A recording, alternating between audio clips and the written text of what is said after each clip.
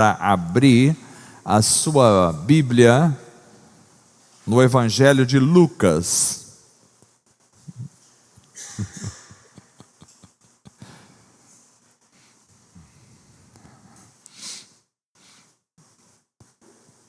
Evangelho de Lucas, capítulo 15.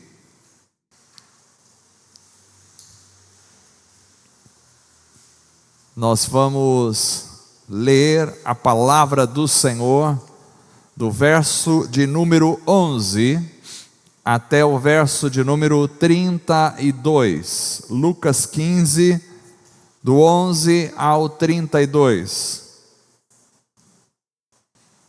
Diz assim a palavra do Senhor. E disse: um certo homem tinha 2 filhos, e o mais moço deles disse ao pai: Pai, dá-me a parte dos bens que me pertence. E ele repartiu por eles a fazenda. Poucos dias depois, o filho mais novo, ajuntando tudo, partiu para uma terra longínqua, e ali desperdiçou os seus bens, vivendo dissolutamente. E havendo ele gastado tudo, houve naquela terra uma grande fome, e começou a padecer necessidades. E foi e chegou-se a um dos cidadãos daquela terra, o qual o mandou para os seus campos a apacentar porcos. E desejava encher o seu estômago com as bolotas que os porcos comiam, e ninguém lhe dava nada. E tornando em si, disse: quantos empregados de meu pai têm abundância de pão, e eu aqui pereço de fome. Levantar-me-ei e irei ter com meu pai, e dir-lhe-ei: Pai, pequei contra o céu e perante ti. Já não sou digno de ser chamado teu filho. Faze-me como um dos teus empregados. E levantando-se foi para o seu pai, e quando ainda estava longe, viu o seu pai e se moveu de íntima compaixão. E correndo, lançou-se-lhe ao pescoço e o beijou. E o filho lhe disse: Pai, pequei contra o céu e perante ti, já não sou digno de ser chamado seu filho. Mas o pai disse aos seus servos: trazei depressa a melhor roupa e vestilho, e ponde-lhe um anel na mão e sandálias nos pés. E trazei o bezerro cevado e matai-o, e comamos e alegremo-nos, porque este meu filho estava morto e reviveu, tinha se perdido e foi achado. E começaram a alegrar-se. E o seu filho mais velho estava no campo, e quando veio e chegou perto de casa, ouviu a música e as danças. E chamando um dos servos, perguntou-lhe o que era aquilo. E ele lhe disse: veio teu irmão, e teu pai matou o bezerro cevado, porque o recebeu são e salvo. Mas ele se indignou e não queria entrar. E saindo seu pai, rogava-lhe que entrasse com ele, mas respondendo ele, disse ao pai: eis que te sirvo há tantos anos, sem nunca transgredir o teu mandamento, e nunca me deste um cabrito para alegrar-me com os meus amigos. Vindo, porém, este teu filho, que desperdiçou os seus bens com as meretrizes, mataste-lhe o bezerro cevado. E ele lhe disse: filho, tu sempre estás comigo, e todas as minhas coisas são tuas.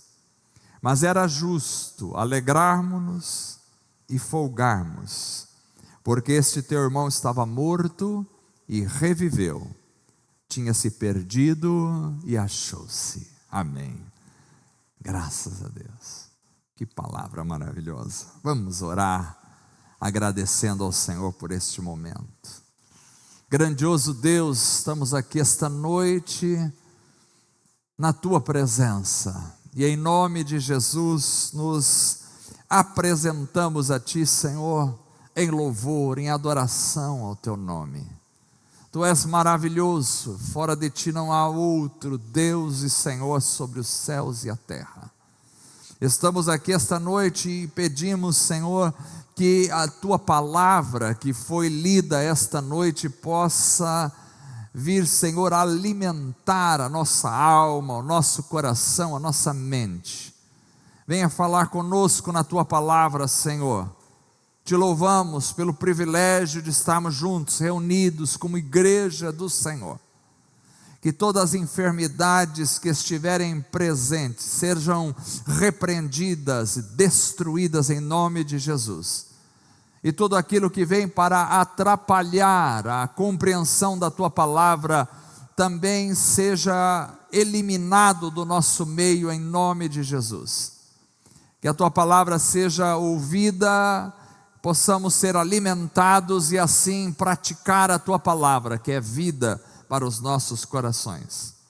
Assim oramos a Ti, pedindo e Te agradecendo por tudo, em nome de Jesus. Amém. Amados irmãos, estamos diante esta noite de um texto belíssimo da palavra de Deus. A conhecida e famosa parábola do filho pródigo. Este talvez seja um dos textos mais pregados e mais conhecidos da palavra do Senhor. Eu mesmo já preguei algumas vezes, creio aqui, sobre ele. Mas como creio que a Bíblia é a palavra de Deus, e ela é uma fonte inesgotável de riquezas para nós, então eu tenho absoluta convicção de que sempre tiraremos alimento desta fonte para a nossa vida.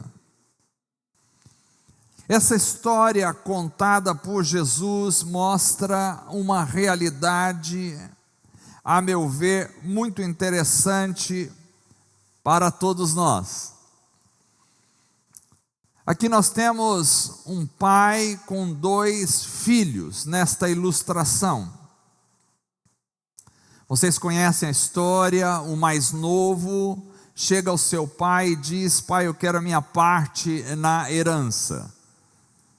Não quero esperar o senhor morrer para pegar a herança. Divide logo aí comigo a minha herança.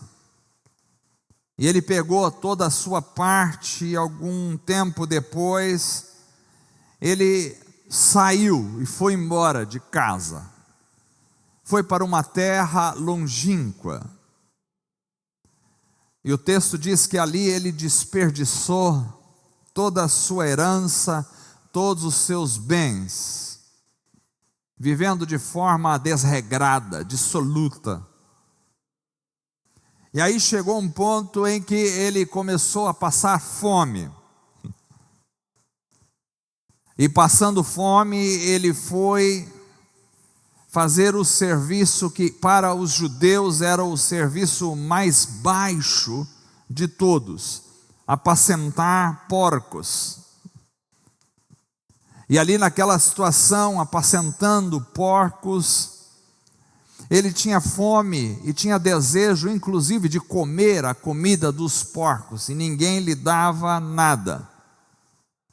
Foi então quando ele caiu em si e decidiu voltar para a casa do pai. E como vocês perceberam no texto, quando ele estava chegando, o pai viu à distância e correu ao seu encontro, lançou-se ao seu pescoço, beijou, abraçou e o recebeu com honra, com festas. Mas veio o irmão mais velho, que estava no campo e escutando as danças, as músicas, a festa, perguntou o que era aquilo, e quando ficou sabendo, enciumado e enfurecido, se recusava a entrar e participar da festa. E o pai então interfere nessa história e diz: este teu irmão que estava morto, reviveu. Por isso é importante que celebremos. Irmãos, esta parábola me parece se referir, e ela está assim ligada, a meu ver, com a parábola da ovelha perdida. Ela me parece se referir, como em vários outros momentos e várias outras colocações de Jesus, há de alguma forma uma relação que estava se estabelecendo entre judeus e gentios. Gentios são todos aqueles que não são judeus. Como vocês sabem, os judeus receberam de Deus a revelação da palavra, o Antigo Testamento, e havia uma divisão na mente dos judeus entre seres humanos. Humanos que pertenciam à etnia judaica e o resto do mundo, que não pertencia à etnia judaica. Os judeus eram merecedores das bênçãos de Deus, porque Deus, segundo eles, na mente deles, tinha feito um pacto lá atrás com os ancestrais e tinha os abençoado, e por isso eles eram merecedores. Mas os gentios, que eram os demais povos, eram povos de segunda instância e que não mereciam a bênção de Deus. E aí Jesus conta essa parábola falando de dois filhos. O pai, aqui na parábola, me parece uma figura do próprio Deus, que tem dois filhos. O mais moço me parece representar aqui o mundo gentílico, que se afasta do pai e que vai viver uma vida absolutamente dissoluta, inclusive chegando a cuidar de porcos. Na mentalidade judaica, os porcos estavam relacionados com o povo gentílico. E aí nós temos o filho mais velho, o primogênito, que parece aqui representar os judeus, aqueles a quem primeiro Deus se revelara, aqueles que receberam a lei de Deus no Monte Sinai, aqueles que viram as maravilhas de Deus, que ouviram a voz dos profetas, aqueles primogênitos que foram resgatados lá no Egito e que estavam perto da voz profética, da voz de Deus, da bênção de Deus, da lei de Deus. E estes me parece ser retratados na parábola como aqueles que ficam perto do pai. E aí, quando o mais novo, ou o mundo gentílico, vem cheirando a porcos, vem todo arrebentado, vem destruído, vem em pecado, vem em dissolução, vem em prostituição espiritual. Quando eles chegam, o filho mais velho, que representa os judeus, diz: não, não, não, eu não entro para celebrar junto com esse. Eu não aceito esta filiação, esta reconciliação, não aceito. Então essa história é uma história, eu sei que a gente muitas vezes usa essa história para dizer daquele irmão que estava na igreja e desviou e foi embora e depois voltou. Eu não acho que está errado fazer essa aplicação, mas eu acho que, a bem da verdade, essa história está falando mais sobre judeus e gentios do que sobre o irmão que estava na igreja e saiu e depois voltou. Porém, essa história me parece clara em dizer sobre relacionamentos. É uma história que fala de relacionamento, porque Deus tem um propósito, e o propósito de Deus é construir uma grande família, da qual eu e você somos parte.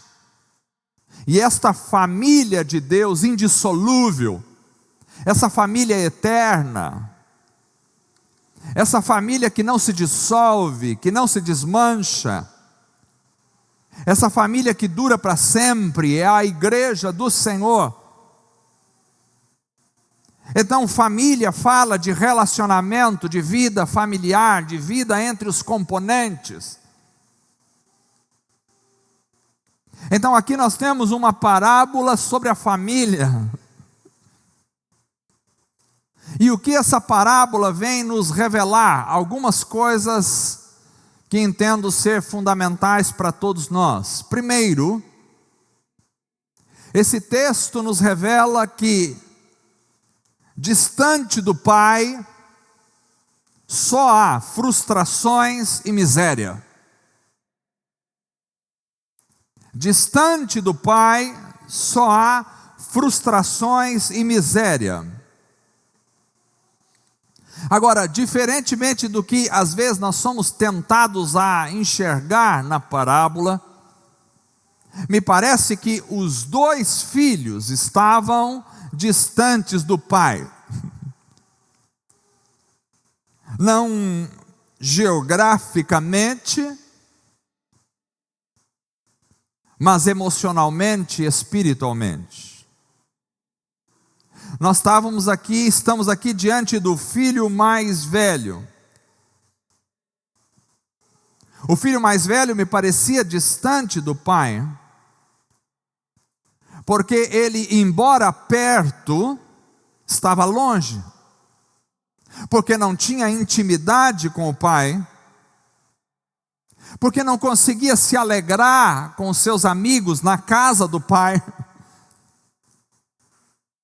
porque sabia do cordeiro cevado, mas não tinha a intimidade de participar da mesa do cordeiro cevado.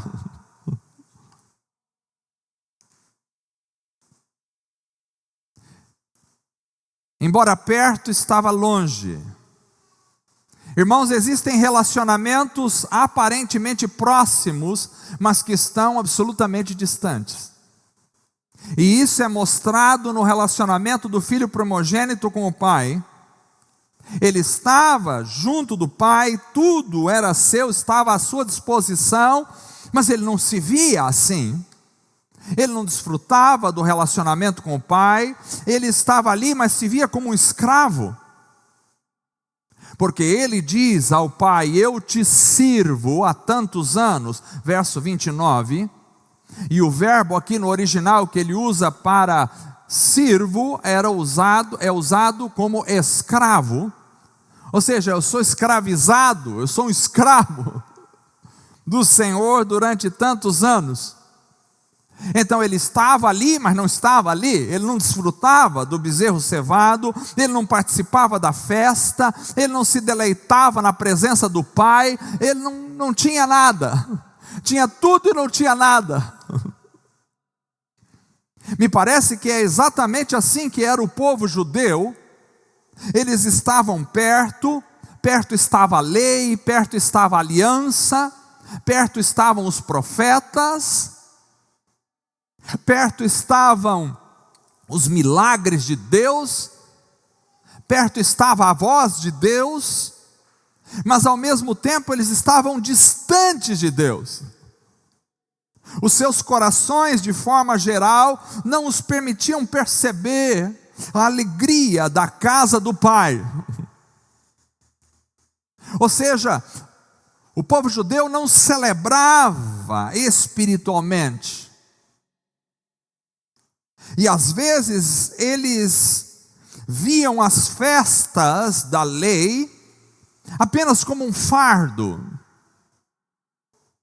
Muitas vezes eles ofereciam não o melhor para Deus, eles ofereciam o pior, aquilo que ia ser jogado fora, o bezerro manco, o bezerro doente, o cordeiro que não servia para venda. Eles ofereciam isso para Deus. O povo judeu estava na terra prometida, que mana leite e mel, mas eles parece-me que não conseguiam celebrar nesta terra, eles não conseguiam aproveitar as delícias da presença da terra e do Deus da terra. Eram como escravos, tinham saído do Egito, da escravidão, mas não conseguiram fazer da sua liberdade a comunhão com o Todo-Poderoso, e por isso se enxergavam ainda como escravos. Sobre eles, Jesus diz em Mateus capítulo 15, verso 8, este povo se aproxima de mim com a sua boca, e me honra com os seus lábios, mas o seu coração está longe de mim. Estavam próximos e longe ao mesmo tempo. Irmãos, isso nos chama a atenção para a realidade de que estar próximo fisicamente, ou seja, estar no mesmo lugar, escutar as mesmas boas palavras, não significa propriamente estar vivendo um relacionamento profundo, saudável e vivo. Ou seja, a parábola deste filho pródigo, que se remete ao filho também primogênito, nos mostra que não basta estarmos nos reunindo de tempo em tempo, não basta carregarmos as nossas Bíblias, não basta celebrarmos os nossos cultos, tudo isso é muito importante, mas isso precisa estar fundamentado numa vida de comunhão verdadeira, de alegria verdadeira, de gozo verdadeiro com o Senhor. Porque muita gente tem o corpo presente, mas o coração está distante do Pai. Você vê o irmão ao lado, você cumprimenta o irmão, você abraça, você até dá um sorriso e pensa que ele está ali, mas talvez o coração dele esteja mais longe do que você possa imaginar. E a minha pergunta essa noite é: como está o seu coração em relação ao Pai? Está próximo ou está distante? O filho mais velho estava próximo, mas estava absolutamente distante. Ele não conseguia se alegrar, ele não conseguia ficar feliz, ele não conseguia ter a noção de família. Ele não conseguia ter a noção de família nem quando ele estava ali, e muito menos quando chegou o irmão que tinha saído, porque era um momento de se alegrar. Ora, se nós estamos recebendo gente de fora, é um momento de se alegrar. Só um parêntese, tem gente que quando chega gente nova na igreja, ao invés de se alegrar, emburra. Se agora o pastor não vai me dar mais tanta atenção assim, está querendo competir comigo, quem ela pensa que é? Veio mais bonita do que eu no culto? Não consigo entender essas coisas, mas acontece. Nós temos que ter uma noção de família. Nós somos uma família de Deus. Como irmãos em Cristo, somos uma família. E precisamos ter essa noção. Os judeus não tinham essa noção de família, eles achavam que era eles e eles mesmos, e por isso estavam absolutamente ausentes no coração em relação a Deus. Mas não só estava ausente o filho mais velho, mas estava distante também neste texto o filho mais moço. Porque ele saiu, e segundo o verso 13, que nós lemos, diz que ele foi para uma terra longínqua. Terra longínqua é terra além mares. É terra distante. É os confins da terra. A terra longínqua é quando você está afastado completamente da comunhão com o Pai. São aqueles que estão longe, longe. Esse filho foi e continua no verso 13 dizendo que ele desperdiçou os seus bens vivendo dissolutamente.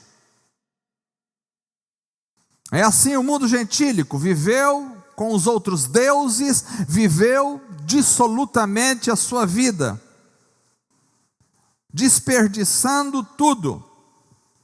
Aliás, a vida distante do Pai é um eterno desperdício.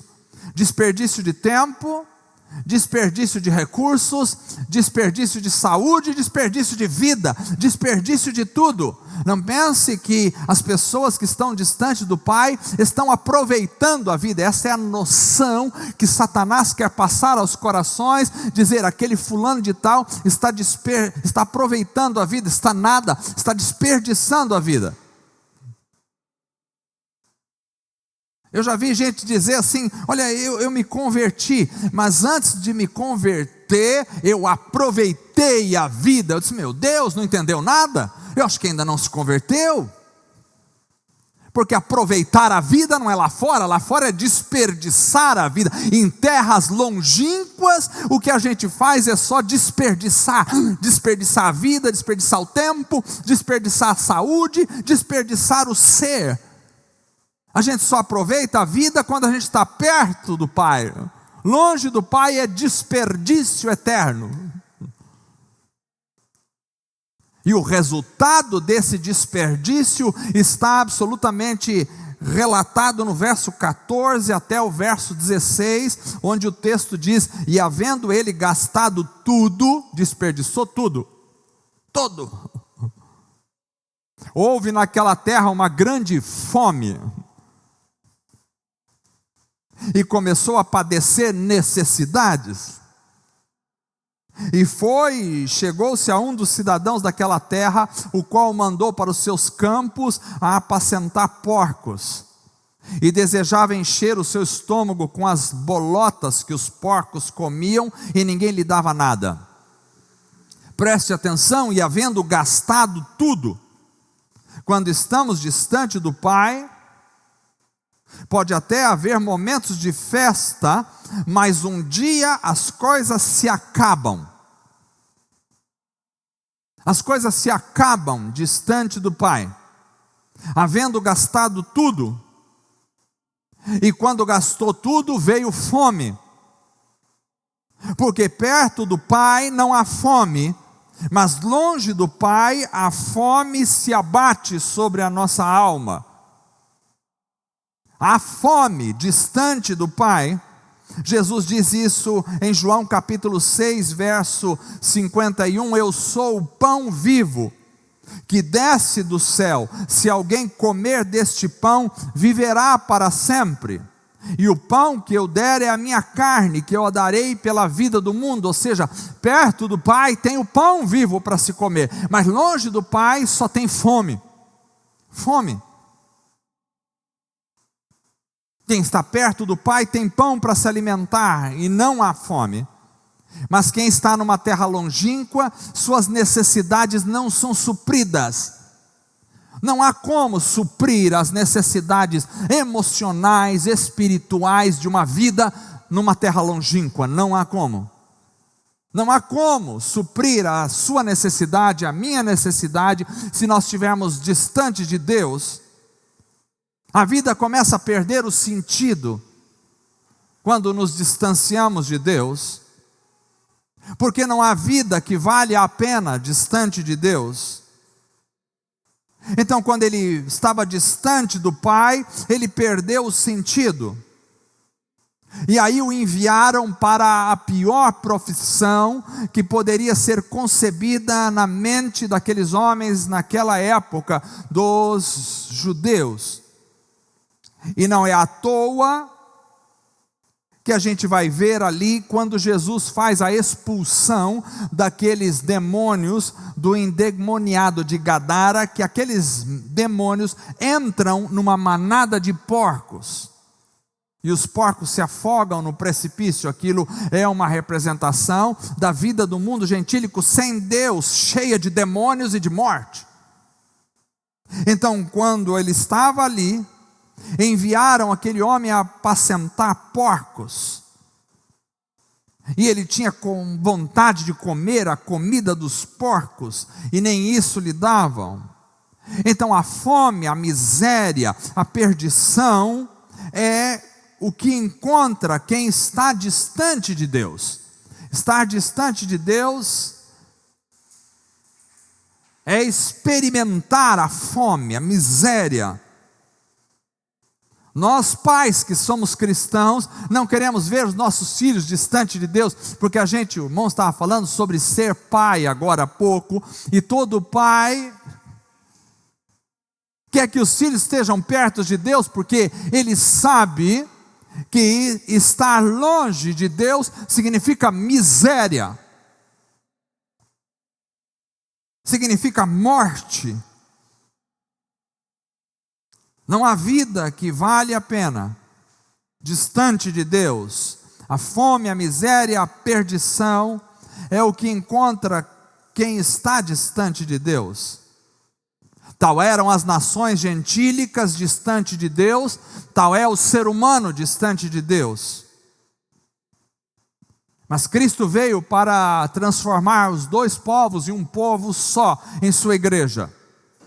E rompeu a parede de separação que havia entre nós e os judeus, para nos formar um povo seu. Então esse texto nos mostra que distante do Pai só há miséria e frustrações, e que a distância do Pai não significa necessariamente geograficamente, mas pode e muito mais profundamente significar a distância espiritual do coração, da mente. Muita gente pode estar entre nós, mas estar distante do Pai. Segundo, esse texto também nos revela que a diferença entre a miséria e a vida está na decisão. Preste atenção, a diferença entre a miséria e a vida está na decisão, porque dos versos 17 até o verso 19, nós lemos que aquele filho, então, tornando em si, disse: quantos empregados de meu pai têm abundância de pão e eu aqui pereço de fome? Levantar-me-ei, ele toma uma decisão. Levantar-me-ei, irei ter com meu pai e direi: Pai, pequei contra o céu e perante ti, já não sou digno de ser chamado seu filho, faze-me como um dos seus empregados. Ora, tornando em si, este é um ponto importante. Às vezes as pessoas não conseguem tornar em si mesmas, não conseguem olhar para a sua própria condição, não conseguem perceber a sua miséria.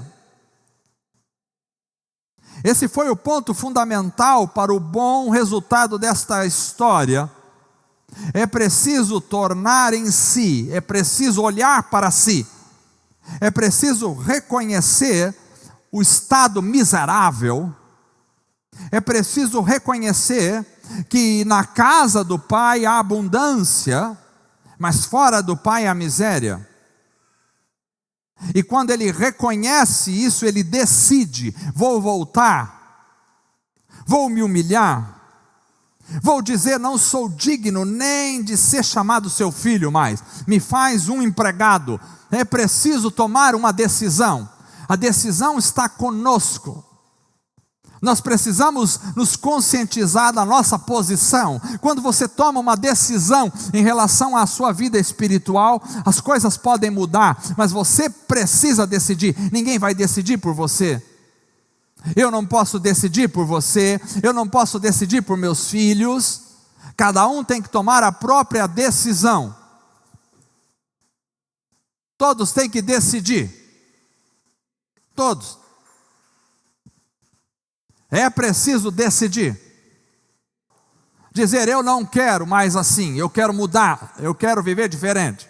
Tem gente que se esconde atrás das circunstâncias da vida e diz, mas tudo me empurrou para essa situação, eu não tive muita culpa nisso, de repente eu acordei aqui e agora, bom, ninguém quer me ajudar, ninguém veio me buscar, ninguém veio me ver. Eu não recebi e-mail de ninguém. Aquele filho podia dizer, ninguém me mandou um único e-mail dizendo, ei, estou com saudade de você.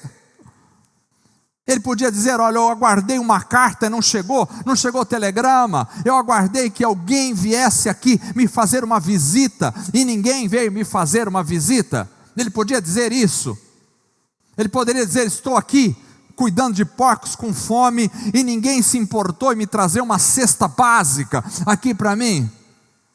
Culpados são eles, por isso eu estou nessa situação. Via de regra, a gente tende a olhar para a nossa situação e culpar outros pela circunstância em que estamos. Culpada é a minha esposa, que não me deixa em paz um minuto sequer. Culpado é o meu marido, que não é um homem gentil dentro de casa, por isso eu estou nessa miséria emocional e espiritual. Culpados são os meus amigos, que me seduziram para viver uma vida de bebedeira. Culpado é a igreja, que não tem um grupo forte de adolescentes e jovens, senão nós estaríamos aqui explodindo, servindo ao Senhor com alegria. Culpado é o pastor, que não é um homem mais ativo, senão a gente, via de regra, a gente sempre, culpado é a igreja. Se fosse uma igreja diferente, eu seria um pastor diferente. A gente, via de regra, quer culpar os outros, mas a decisão é nossa. Este homem não culpou a ninguém, ele não culpou o filho mais velho, ele não disse, meu irmão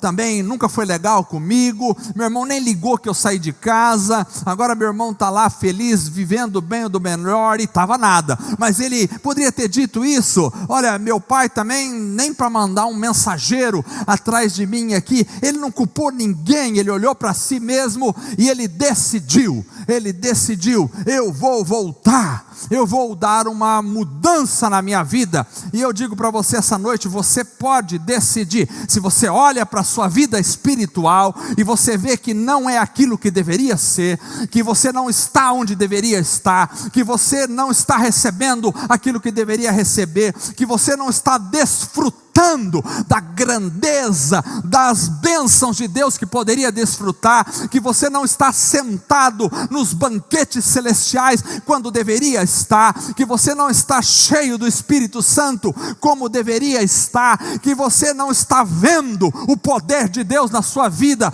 como deveria ver. Quando você percebe isso, só você pode tomar uma decisão e dizer, eu quero e vou mudar a circunstância da minha vida, em nome de Jesus, aleluia. Você pode. Pastor, o senhor está pregando que eu posso? Pode, em nome de Jesus você pode mudar a sua vida. Se você disser agora, a partir de hoje, vou ser um filho diferente ao Senhor, vou mudar, e Deus vai te encher da graça e do poder. Você não poderia sozinho, mas se você decidir, Ele vai te capacitar. Ele vai. Era isso que tinha que acontecer com esse filho. Ele precisava se perceber na miséria. Às vezes a gente está apacentando porcos e estamos achando que estamos comendo banquetes acompanhados de ovelhas. Tem gente que está lidando com porcos e está achando que está se esfregando nos porcos, achando que está no meio de ovelhinhas. Não. É preciso perceber o lamaçal. É preciso olhar para dentro de si e ver a miséria. Só o Espírito Santo pode nos iluminar para enxergar isso. É preciso olhar e dizer, eu quero a mudança na minha vida.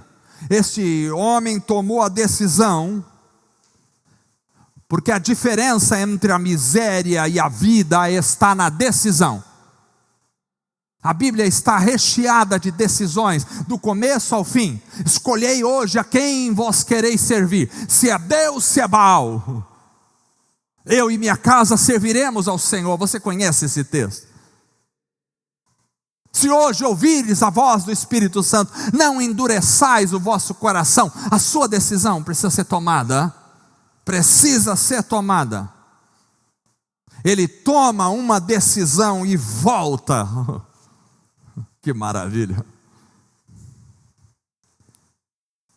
Mas além disso, esse texto também ensina que a distância entre a fome e a saciedade está no caminho para os braços do Pai. Esta é a distância.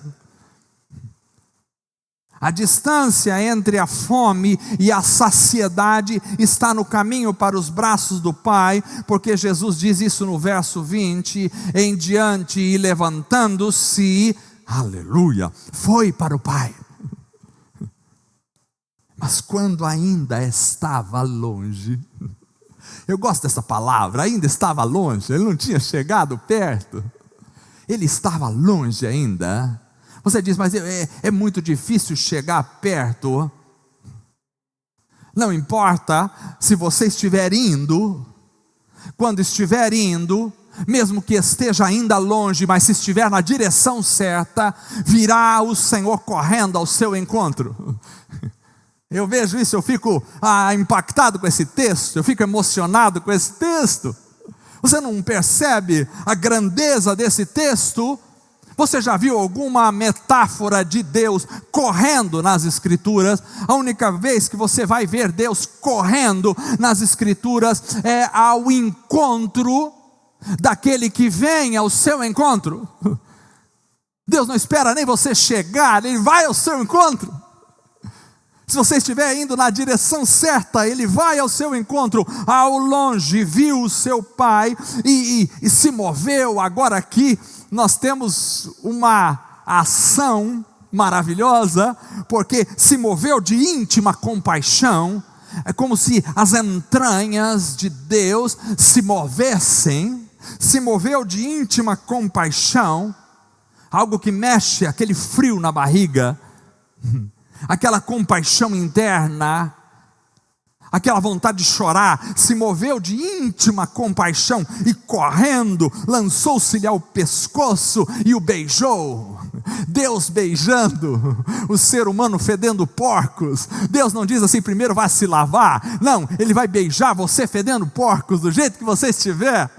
Às vezes quando a gente comete um pecado, a gente acha, e Satanás vem e diz assim ao nosso coração, agora Deus não quer mais saber de você, nem adianta orar, que Deus não vai ouvir a sua oração. Mentira, Deus vai ouvir a sua oração, não importa o que você tenha feito. Se você dobrar o seu joelho em humildade, Deus ouvirá a sua oração, e Ele te abraçará e te beijará, mesmo que ainda você estiver cheirando porcos. E o filho disse, Pai, pequei contra o céu perante ti, e já não sou digno de ser chamado seu filho. E nem houve resposta para essa frase, porque o que o pai queria ver era a humildade, e ali estava a humildade. Ele se humilhou, e o pai, ao invés de ele responder alguma coisa, diz assim, mas o pai disse aos seus servos, servos, venham, trazei depressa a melhor roupa, vestilho, e ponde-lhe um anel nas mãos e sandália nos pés, e trazei o bezerro cevado, e matai-o, e comamos, e alegremo-nos, porque este meu filho estava morto e reviveu, tinha se perdido e foi achado, e começaram a alegrar-se, aleluia. Maravilhoso, estando ainda longe, o pai se moveu, de íntima compaixão, correu, lançou-se-lhe ao pescoço e o beijou. Trazei, mas não trazei demoradamente, trazei depressa a melhor roupa, e coloque a roupa nele, põe um anel na sua mão, sandália nos seus pés, vamos matar o bezerro cevado. Então, longe do pai a fome e miséria, mas perto do pai a alegria, fartura e festa. Que atitudes tem o pai maravilhosas? Viu ao longe. Deus nos vê quando ainda estamos longe. Moveu-se de íntima compaixão. Deus tem compaixão de nós, da nossa miséria. O pai não veio com um chicote na mão, não veio com uma arma, não veio com um revólver, colocar na cabeça dele e disse: agora você vai sofrer. Agora tragam cadeias para amarrá-lo aqui, jamais ele vai sair de perto. Não foi assim que o pai fez. Ele o abraçou, ele não os bofeteou. Quem sofre é o cordeiro, mas o filho recebe o beijo, o abraço. Ele o abraçou e correu ao seu encontro, o beijou e lançou-se ao seu pescoço. O pai demonstra amor, afeto para conosco e o vestiu. Trouxe vestido, anel, sandálias e fez a festa com o bezerro. Vou dizer uma coisa para você, esse texto é maravilhoso. Para ter festa realmente tem que matar o bezerro. Não há festa sem o bezerro. E o bezerro cevado vai ser o start da festa. Porque o bezerro cevado representa Cristo. A morte de Cristo é que nos traz a festa e o direito de estar na festa diante do Pai. Primeiro vem a morte do bezerro, e depois da morte do bezerro vem as danças, vem as músicas, vem as festas. Primeiro Jesus morreu na cruz do Calvário, e a morte de Jesus abriu a porta para a unção do Espírito Santo descer sobre nós. Primeiro vem o Calvário, depois vem o Pentecoste. Primeiro vem a dor do Calvário, depois vem a alegria do fogo do Espírito no coração de cada um. Primeiro vem o derramar do sangue, depois vem a unção de Deus sobre a igreja. É assim que acontece. Nós não estamos mais no período do sangue derramado, mas agora estamos no período da festa. Jesus já derramou o seu sangue por mim e por você naquela cruz. E porque o bezerro foi morto, então a festa entre nós. Podemos celebrar como uma família agora, na presença de Deus. Por isso, irmãos, esse texto nos mostra de forma prática que podemos estar perto, mas distante. Perto da igreja, mas distante da comunhão. E isso é absolutamente péssimo, porque não teremos um relacionamento de filho. Esse texto nos mostra que podemos estar distantes, distante da família do Pai, entregues ao pecado, e isso é morte. Também nos mostra que a decisão que enche o coração do Pai de compaixão e misericórdia é a decisão da humildade. Quando a gente se humilha diante de Deus, precisamos reconhecer quem somos e como estamos diante de Deus e nos humilhar. É dizer: pequei contra o Senhor, pequei contra o céu, contra ti, não sou digno. Não sou digno. Enquanto você achar que é digno, não recebe festa, não come do bezerro cevado, não sou digno. Precisamos aprender a viver como filhos. Filhos não é quem está na casa. Filho é quem participa da festa, é quem festeja, é quem participa da vitória pela morte do Cordeiro. Filho é quem recebe a autoridade de filho, é quem encontra cobertura, proteção na presença do Pai. Porque aqui nós vemos que o Pai, e aqui eu encerro a mensagem desta noite, o Pai nos dá 6 coisas maravilhosas. Primeiro, o Pai concede o perdão. Sem o perdão estamos perdidos. O Pai proporciona o perdão. Pai, pequei contra o céu, pequei contra ti. Traz lá, traz logo a roupa, já está perdoado. O Pai concede o perdão para nós. Não poderíamos celebrar a festa sem o perdão do Pai. O Pai concede o perdão. Não só o Pai concede o perdão, porque às vezes a gente perdoa, mas diz, não olha mais na minha cara. Não é assim o perdão do Pai. O perdão do Pai é, vem para perto de mim. Beijo no pescoço. O Pai concede carinho e acolhimento. Beijo e abraço. Em Deus nós somos acolhidos. Talvez você não se sinta acolhido na sua casa, talvez você não se sinta acolhido na sua família nuclear, talvez você não se sinta acolhido no meio dos seus amigos, mas eu vou dizer para você, você não está desprezado, porque há um Pai que te acolhe. Talvez o teu pai terreno nunca te beijou, nunca te acolheu, nunca te abraçou, e isso pode ser traumático para você, mas eu quero te dizer essa noite, existe um Pai eterno, que te ama, que te abraça, que te beija e que te acolhe. Esse Pai é Deus. E Ele não está requerendo que você venha assim, não, Ele está só querendo que você venha. Se você vier, Ele vai fazer o resto. Você precisa vir, ainda quando você estiver longe, Ele correrá ao seu encontro. Então o Pai nos dá carinho, acolhimento, mas não só isso, o Pai nos dá proteção, o Pai nos dá roupa. Trazei melhor roupa, não é qualquer uma.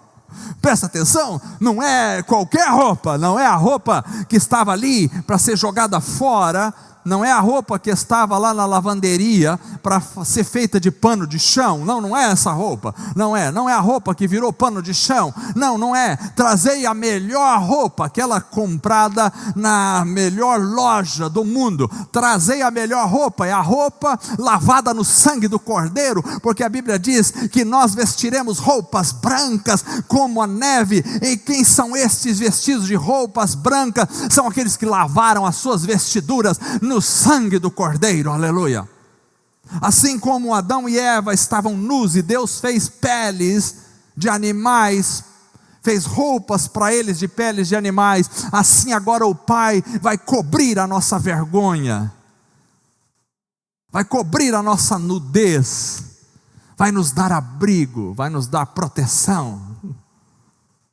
Em Deus nós temos perdão, temos amor, carinho, acolhimento. Em Deus nós temos proteção, roupas. Quem está sem roupa está à deriva das intempéries do mundo, está sofrendo os frios da madrugada, está queimando a pele no sol escaldante do dia. Mas quem está coberto, está protegido durante o dia e está aquecido durante a noite. Proteção. Mas não só isso Deus nos dá, o Pai também dá a Ele outra coisa absolutamente importante, lhe dá o anel. Coloque o anel. O anel é a representação da autoridade. Por isso Jesus disse, dou autoridade a vocês para pisarem serpentes e escorpiões, porque agora vocês são filhos. Se outrora vocês eram escravizados pelos criadores de porcos e passavam fome, cheiravam mal, agora vocês têm autoridade, porque eu lhes dou autoridade. Em meu nome expulsarão demônios, falarão novas línguas, imporão as mãos sobre os enfermos e os curarão. Jesus nos dá autoridade. Ele não só nos resgata, não só nos perdoa, não só nos veste, não só nos abraça, não só nos acolhe, mas também nos dá a autoridade de filhos. Poder. Você tem poder. Não é poder para se exibir, é poder para viver a vida com Deus, é poder para destruir as obras de Satanás, é poder. Jesus te dá poder. poder para colocar as mãos sobre os enfermos e os curar em nome de Jesus. Ele te dá esse poder. Você tem poder. Se aparecer um demônio, não saia correndo. Você tem poder em nome de Jesus para ordenar esse demônio que saia. Você tem poder. Ele te deu autoridade de filho. Que maravilha. Nós somos jornaleiros, nós somos empregados, somos filhos. Somos filhos. Filho tem autoridade, filho tem herança. Aleluia. Filho tem lugar na casa permanente. Dele é um anel, a autoridade. E não só autoridade, o Senhor também nos dá prontidão. Calcem as sandálias. Sandália significa prontidão. Como no Êxodo, eles tinham que comer a Páscoa com os calçados no pé. Prontidão para exercer a obra. Prontidão para sair a qualquer momento. Prontidão para deslocar-se, para se movimentar, para viver o reino todos os dias. Ele nos deixa prontos. Prontos. Nós estamos descalços, estamos prontos. Prontos para pisarmos serpentes e escorpiões, prontos para andarmos sobre as intempéries da vida, sobre os espinhos, sobre os cardos deste mundo, prontos para pisarmos sobre as pedras pontiagudas deste mundo, prontos para andarmos. Sandálias, calçados nos pés. Então o Pai nos dá perdão, nos dá carinho, nos dá acolhimento, nos dá proteção, nos dá autoridade, nos dá prontidão e nos faz a festa. O reino de Deus é uma festa. É uma festa. Eu não entendo como tem muito crente que vive amargurado, angustiado. Eu fico imaginando, você foi salvo por quem? A vida, como assim? Ah, meu Deus, que vida desgraçada. Que vida desgraçada? Nós não levamos vida desgraçada? Não. Nós não somos miseráveis diante de Deus? Não. Nós éramos miseráveis quando estávamos no mundo e vivíamos uma vida desgraçada no mundo. Mas agora em Jesus nós vivemos a festa. Crente tem a obrigação de acordar na segunda-feira cantando e louvando ao Senhor, porque embora exista a segunda-feira, o banquete está posto diante de nós. O Cordeiro foi morto na cruz do Calvário para que possamos ter vida e vida em abundância. Aleluia. A vida da igreja é uma vida de festa. E quando formos para o céu, nós viveremos a festa na sua grandeza, completamente no céu. Vida do cristão é vida de festa, é vida de alegria, é vida de gozo, é vida de sorrisos. Temos lágrimas também, mas a nossa vida não é feita de lágrimas. Não estamos afundados num poço de amargura e de lágrimas. Nós estamos sentados na mesa do banquete celestial. Você tem comido do banquete celestial? A pergunta é, você tem se alimentado do Cordeiro? Você tem feito festa? Você tem vivido a festa do reino? Não, quando eu chegar lá no céu, não, a festa do reino se estende para hoje. Porque o Cordeiro já foi morto. Enquanto o Cordeiro não fosse morto, não tinha festa. Mas matai o Cordeiro cevado, para que haja festa entre nós. O Cordeiro já foi morto e a festa está rolando. As músicas, escutem as músicas.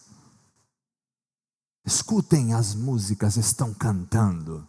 As músicas espirituais estão cantando todos os momentos na nossa vida.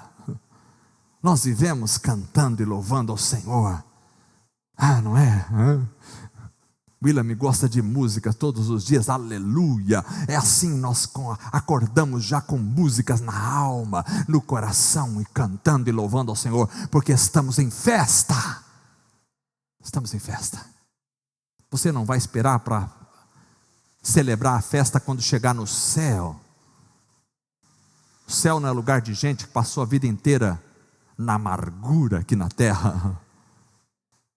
E chega lá no céu, bom, agora será que há um pouquinho de festa para mim? Não. O céu é um lugar de pessoas que já vêm em festa, como os judeus iam cantando, subindo os degraus para chegar em Jerusalém. Isso era uma representação da vida cristã. Precisa ser uma vida de festa. Tem festa aí, irmãos? Tem festa em tua casa?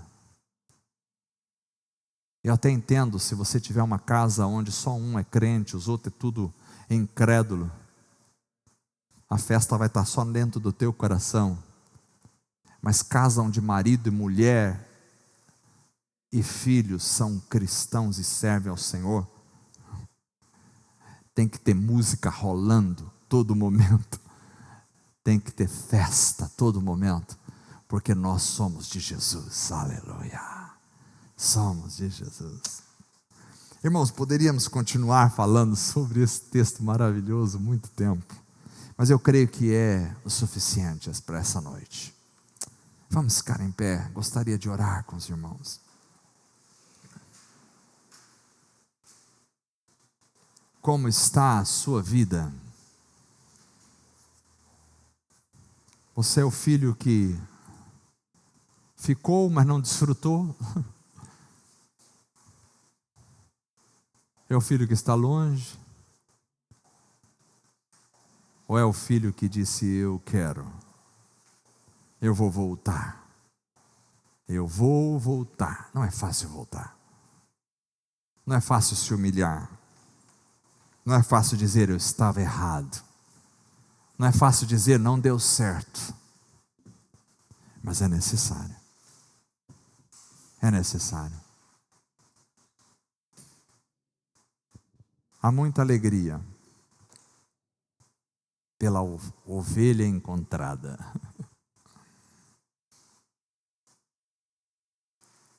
Há muita alegria quando voltamos para Deus.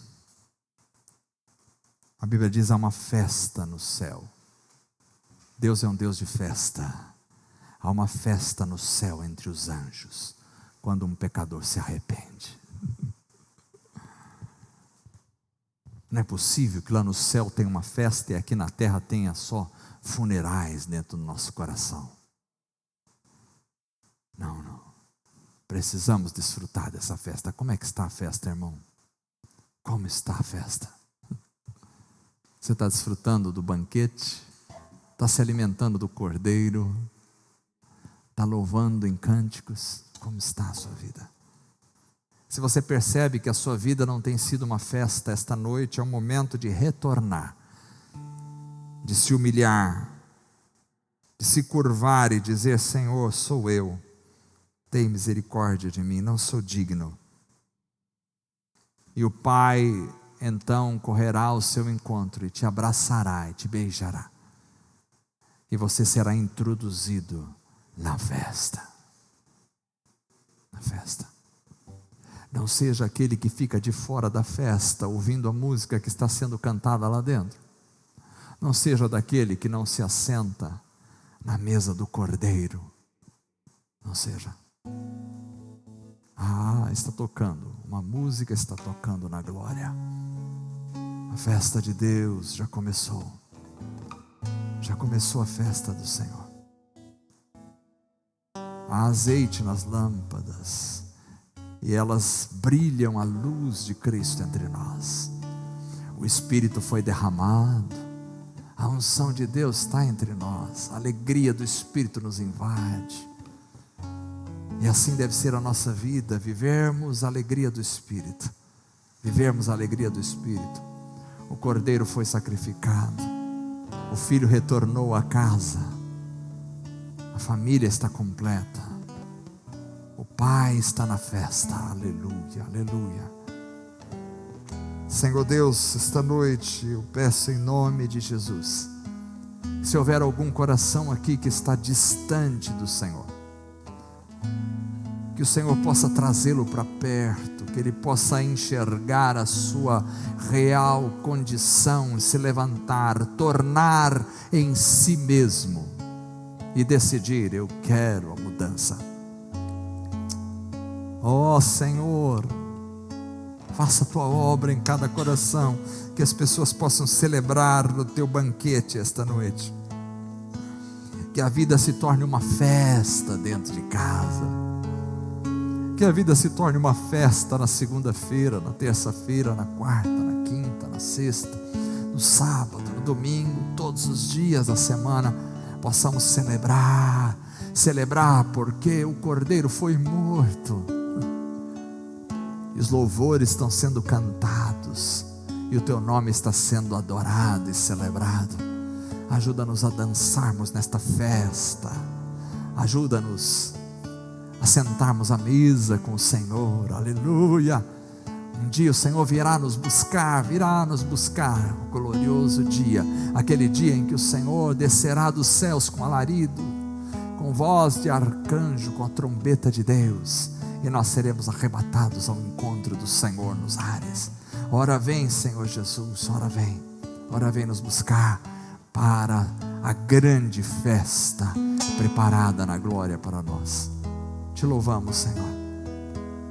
Abençoa teu povo. Se alguém está triste esta noite, seja invadido pelo poder, pela alegria do Espírito Santo. Se alguém está angustiado, seja tocado pela tua presença.